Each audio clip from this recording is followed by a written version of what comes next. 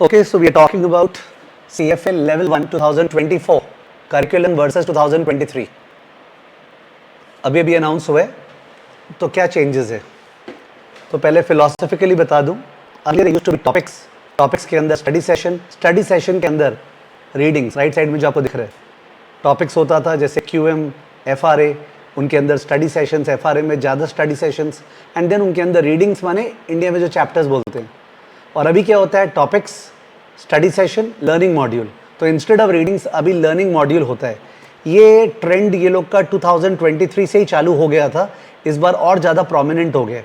तो क्या डिफरेंस है दोनों में? डिफरेंस ये है कि ये जो वन रीडिंग है ना, वन चैप्टर, वो 1 या 2 या 3 लर्निंग मॉड्यूल है। One reading of the old is equal to 1 or 2 or 3 learning modules. So people would see that around 70 readings were there and now there are 90 learning modules. So somebody would say, पता है आजकल 90 chapters है। वैसा नहीं है, पहले 70 chapters था, उनको तोड़ ताड़ के अल्टीमेटली 90 है। अगर पूछो कि सर ऑन द होल ये बताइए, पहले का सिलेबस ज़्यादा बड़ा है कि अभी का सिलेबस ज़्यादा बड़ा है? पहले का ज़्यादा बड़ा था, अभी कम से कम 10% या 15% रिडक्शन हुआ है। Okay, the syllabus is 10-15% reduced. Okay, so if somebody likes it, good news, okay, that's the way it is. But मैं तो इस तरह इसको good news देखता नहीं हूँ, because ultimately knowledge real life में काम आएगा। Now some stuff has been moved from the main curriculum to prerequisite. ये तो जब CFA Institute announce कर रही थी ना evolution of the CFA program, तो बात हुआ ही था ना, they will move many things to the prerequisite. Okay, prerequisite का मतलब क्या है? आपने वो पढ़ा होगा आपके graduation के टाइम पे, okay? In case आपने नहीं पढ़ा, you will have to do it with the help of the prerequisite reading. But in case आपका किया हुआ है तो why waste time? Because prerequisite will not be tested. Okay. Although I am not a fan of showing PPT slides and all, but मैंने यहाँ पे लिख लिया था, so much बोलना है. Now what is the difference between the main stuff, curriculum and prerequisite? जो main stuff को रीडिंग में है वो टेस्टेबल है, उससे क्वेश्चंस आएगा, और जो प्री रिक्विजिट है वो टेस्टेबल नहीं है directly, but it is useful to understand the को reading depending upon your background. तो अगर कोई सपोज इको ऑनर्स स्टूडेंट है तो डिमांड एंड सप्लाई हटा दिया गया है, तो क्यों पढ़ेगा? बट अगर कोई सपोज इंजीनियरिंग स्टूडेंट है तो इन केस ही में like to study demand and supply, aggregate output, price level and unemployment, तो वो डिपेंड करता है आपके बेस के ऊपर। प्रोबेबिलिटी चैप्टर हटा दिया गया है, तो प्रोबेबिलिटी चैप्टर जो बंदे का प्रोबेबिलिटी में डरता है वो प्रोबेबिलिटी प्री रिक्विजिट से पढ़ेगा, और जो बंदे को प्रोबेबिलिटीज ओके यार, इट्स कॉमन सेंस, तो आगे बढ़ेगा सीधा। तो दैट वाज द फिलॉसफी।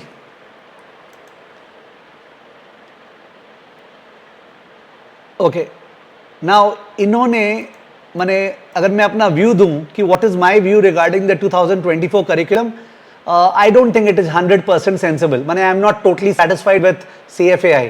मेरे ख्याल से उन्होंने गलत किया है। For example corporate structure and ownership एक चैप्टर है जो 2023 में इंट्रोड्यूस हुआ था, जिसमें क्या पढ़ते हैं हम लोग?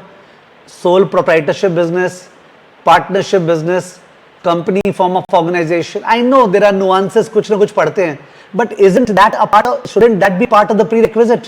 2024 में भी उसको मेन में रखा है, उसको प्री रिक्विजिट नहीं डाला। मैं पूछना चाहता हूं व्हाई? अगर ये प्री रिक्विजिट का स्टफ नहीं है तो आई डोंट नो क्या होना चाहिए।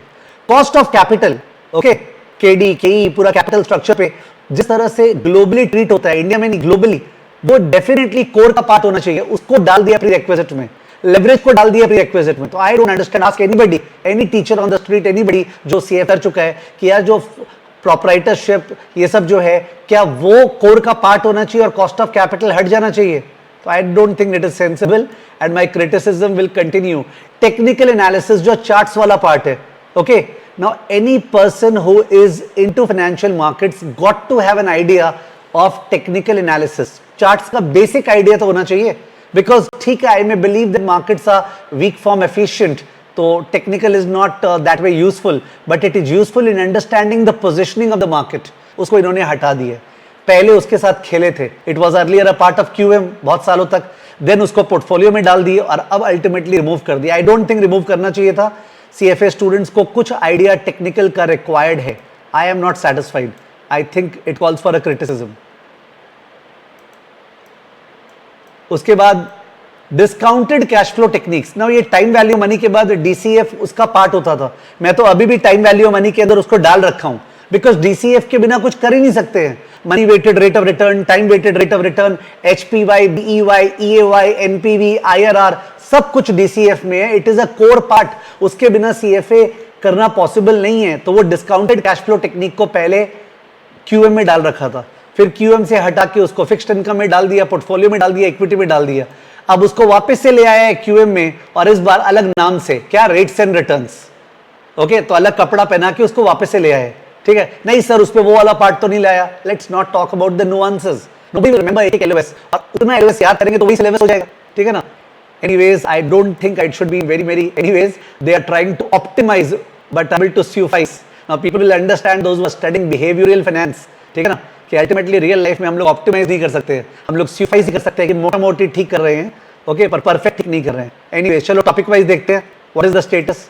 टॉपिक वाइज क्यूए में प्रोबेबिलिटी हटा दिया है, प्री रिक्विजिट पे चला गया है। ठीक है, what is an event, what are mutually exclusive events, collectively exhaustive events, addition rule, total probability rule, Bayes theorem रखा है। तो यार बेस थ्योरम में तो प्रोबेबिलिटी काम आएगा ही ना, तो वो प्री रिक्विजिट में चला गया। डाल दिया क्या, big data, nothing big, because big data वो फिनटेक वाला पार्ट जो पहले पोर्टफोलियो में था उसको उठा के क्यूएम में डाल दिया। सिमुलेशन ऑलरेडी क्यूएम में था, बट सिमुलेशन ज्यादा डिटेल में दे दिया है। पहले क्यूएम में क्या था, difference between Monty Carlo and historical simulation एक एलओएस था, अभी सिमुलेशन पे लर्निंग मॉड्यूल डाल दिया। ठीक है, रेट्स एंड रिटर्न तो वो डीसीएफ वाला पार्ट है। तो यहाँ पे एक्स्ट्रा क्या है, डीसीएफ मैं तो ऑलरेडी डाल रखा था टीवीएम के अंदर मेरे क्लासेस में। ठीक है, तो सिमुलेशन डिटेल नया है, और बिग डेटा में फिनटेक वाला पार्ट ऑलरेडी था। ठीक है, बट थोड़ा सा एक्स्ट्रा दिया है लेवल 2 का प्रेपरेशन के लिए। इको में कुछ भी एडिशन नहीं है, 2 डिलीशन है। माइक्रो इकोनॉमिक्स में demand and supply's gone, prerequisite में आ गया। मैक्रो में aggregate output, price level, unemployment, बहुत बड़ा चैप्टर था, it has been put into prerequisite. मेरे ख्याल से जिनका भी इको में बैकग्राउंड नहीं है उनको ये 2 चैप्टर्स करना ही पड़ेगा। एफएसए के अंदर इन्होंने फाइनेंशियल रिपोर्टिंग स्टैंडर्ड्स, वो पूरा आईएफआरएस और यूएस गैप का जो फ्रेमवर्क था ना, इतना ज्यादा क्वालिटीज एंड ऑल दैट, वो हटा दिया। Thank God, I think good that ये हटा दिया। और एप्लीकेशन ऑफ एफएसए टेक्निक्स जो लास्ट चैप्टर था वो रिमूव कर दिया। इनफैक्ट वो जो रिमूव किए ना एप्लीकेशन ऑफ एफएसए टेक्निक्स, उसके बदले ही तो लेफ्ट साइड में वी हैव फाइनेंशियल मॉडलिंग। तो फाइनेंशियल स्टेटमेंट मॉडलिंग इन्होंने एडिशन किया है, ये लेवल 2 में भी है, इसका इंट्रोडक्शन लेवल 1 में है। And it is also in line with the fact जो प्रैक्टिकल स्किल्स मॉड्यूल है उसमें आप फाइनेंशियल मॉडलिंग चुन सकते हो ना, या पाइथन चुन सकते हो। तो they are trying to speak in that direction, but application of FSA techniques में फाइनेंशियल स्टेटमेंट मॉडलिंग का बहुत सारा पोर्शन था। ठीक है ना, ओके। कॉर्पोरेट इश्यूअर्स में ये 2 इंपॉर्टेंट चैप्टर्स हटा दिए हैं। Cost of capital, I don't understand why they have removed it. Leverage is okay, दोनों ही नहीं हटाना चाहिए था। इनफैक्ट इनको ओनरशिप स्ट्रक्चर वाला चैप्टर जो हटाना चाहिए था, पर दिन इनके ईगो पे लग जाता ना कि 2023 में लाए थे तो 24 में कैसे हटा देते। ठीक है ना, I am not satisfied. Equity में दे हैव, इक्विटी में उन्होंने एक चैप्टर था इंडस्ट्री एंड कंपनी एनालिसिस, बड़ा अच्छा, उसको तोड़ दिया 3 पार्ट में, company analysis, industry analysis and company analysis forecasting. ये जो कंपनी एनालिसिस फोरकास्टिंग है ये काम आएगा introduction to financial statement modelling में। ठीक है, I think it's a good thing. वो चैप्टर बहुत बड़ा था, इंडस्ट्री कंपनी एनालिसिस, उसको 3 पार्ट में ब्रेक किया। This is perfect, they should have done it. Fixed income में नो चेंजेस, अल्टरनेट इन्वेस्टमेंट में actually there are no changes. Digital assets नाम का नया लर्निंग मॉड्यूल दिख रहा है, digital assets already existing curriculum में है, थोड़ा सा एक्सपैंड किया है। ओके, डिजिटल कमोडिटीज, क्रिप्टो वगैरह, उसके अंदर डिस्कशन है। पोर्टफोलियो मैनेजमेंट में एज आई सेड फिनटेक वाला पार्ट, बिग डेटा क्यूएम में चला गया और टेक्निकल एनालिसिस को रिमूव कर दिया गलती से, should not have done it. ठीक है, तो एक एनालिस्ट को उसका रिक्वायरमेंट होता है, no matter he is a fundamental analyst, but he does need what's happening in the market. Derivative no change, ethics no change, and that's it. So अगर कोई इलॉजिकली हाइप करे तो अलग बात है, 2024 में डिलीशंस ही है, एडिशन बहुत कम है, पर जो डिलीशंस है they are more in the nature of prerequisite. So depending on your base, suppose you are a student जो सेकेंड ईयर स्टूडेंट है और उसका ज्यादा बेस नहीं है, उसको सारा प्री रिक्विजिट्स करना पड़ेगा। सर अपनी क्लासेस का अपडेशन 2024 का कब से अलग हो जाएगा, वो जो यूलन ऐप पे कब से अलग दिखेगा, आई थिंक वो 1 जुलाई, okay 1 July is the cut off date. 1 जुलाई में सारे के सारे चीजें अपडेट हो जाएगी, जो नई क्लासेस और पुराने के पुराने जो हटाना है, तो 1 जुलाई से everything shall be updated on the Ulearn app for CFA level 1। Okay, thank you.